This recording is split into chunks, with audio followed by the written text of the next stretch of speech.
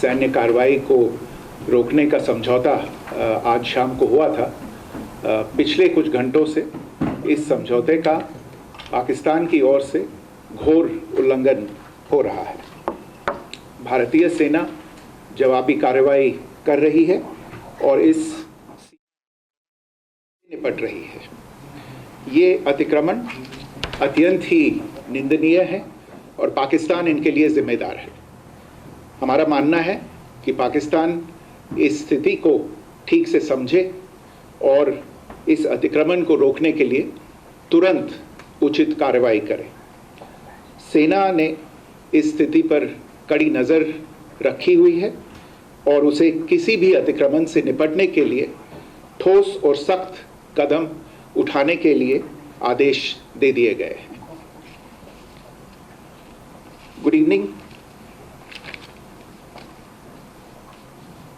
For the last few hours, there have been repeated violations of the understanding arrived at earlier this evening between the Directors General of Military Operations of India and Pakistan. This is a breach of the understanding arrived at earlier today. The armed forces are giving an adequate and appropriate response to these violations, and we take very, very serious notice of these violations. We call upon Pakistan to take appropriate steps to address these violations and deal with the situation with seriousness and responsibility. The armed forces are maintaining a strong vigil on the situation. They have been given instructions to deal strongly with any instances of a repetition of the violations of the borders along the international border as well as the line of control. Thank you.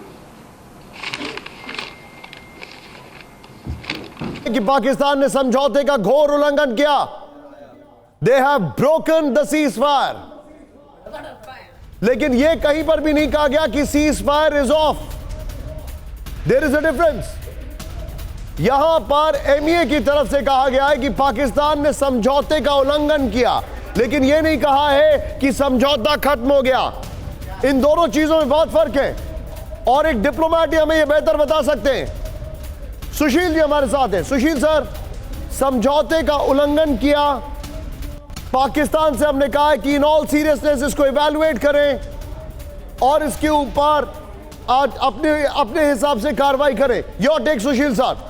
देखिए, अब foreign secretary ने बहुत साफ कह दिया कि पाकिस्तान ने जो हमारी सीज फायर एग्रीमेंट हुआ, अंडरस्टैंडिंग हुई, उसका उल्लंघन किया है और उसकी जिम्मेवारी पाकिस्तान के ऊपर है।